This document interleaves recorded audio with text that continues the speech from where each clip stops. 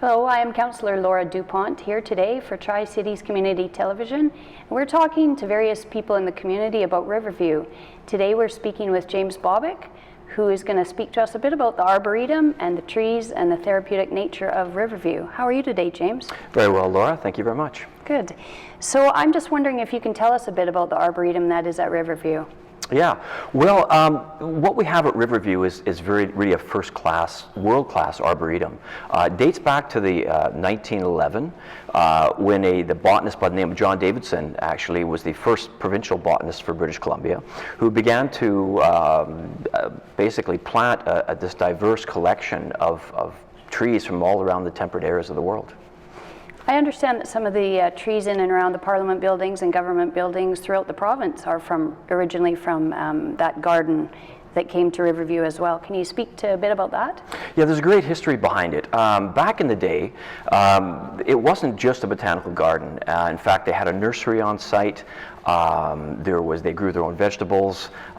There was a huge production going on there, and you're right, many of the trees that they grew in the local nurseries there were actually provided all around, not just Lower Mainland, but all throughout BC and Victoria and the Parliament buildings.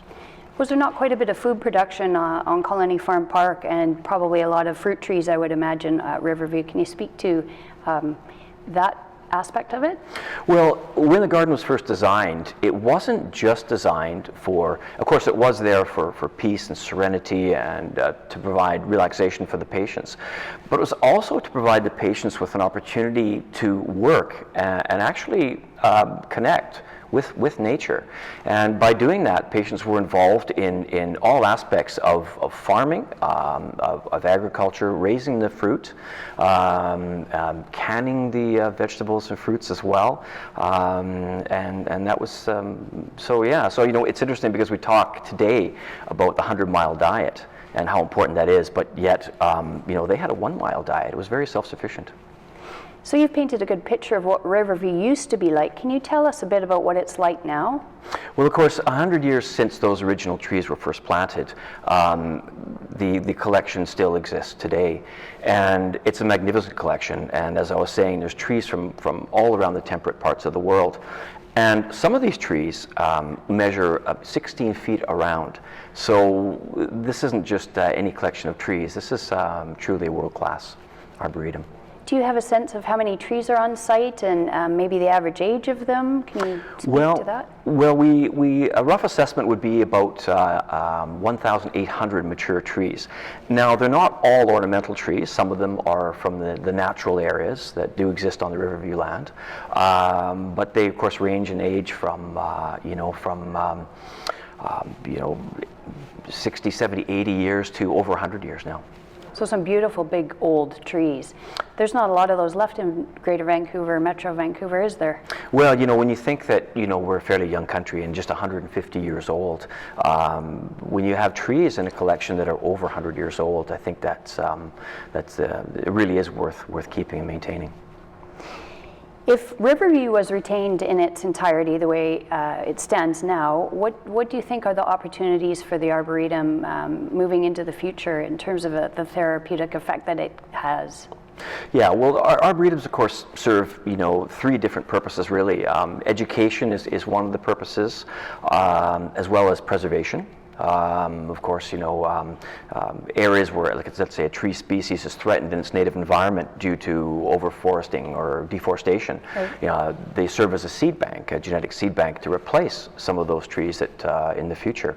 As far as how it ties in with mental wellness, I think we intuitively understand that how nature affects our well-being. You know, a simple walk through the forest or looking at a garden, a beautiful garden, you know, can relax you and de-stress you. And I think there's a great opportunity here for Riverview to play an important role in horticultural therapy, for example, and in many sorts of ways, whether it be through meditation gardens on the site. All these things can really help with mental illness.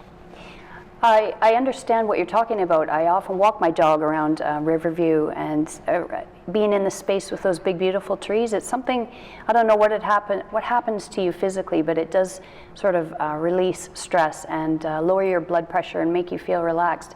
It's a powerful thing to feel the effect of natural spaces like that. Have you felt that yourself? Do you know other people who have had that feeling? Oh, absolutely. You know, as a gardener by trade, it's one of the things that really pulled me into the whole industry, is just how therapeutic it can be and how relaxing it can be. You know, and I think it's worth noting that, you know, there's clinical physicians now, psychiatrists, are actually prescribing time to be spent in nature as a therapy, as a tool to heal people.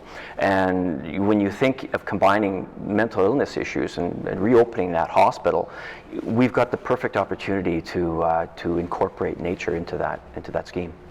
I understand some of the companies in Japan send their employees out for forest bathing as a therapeutic effect to make them more productive. That's a really interesting perspective. Yeah, that's right. You know, I think some of the Eastern cultures are a little bit ahead of us in that game, but I think more and more it's becoming apparent that nature is not, being in a natural setting is actually vital to both the physical and mental well-being. Well, thank you very much, James, for your time today, and thanks for talking about trees with us. Thanks very much, Laura. Appreciate the time. Thank you. This is Councillor Laura Dupont speaking for Tri-Cities Community Television, hearing the voices of the community talk about Riverview.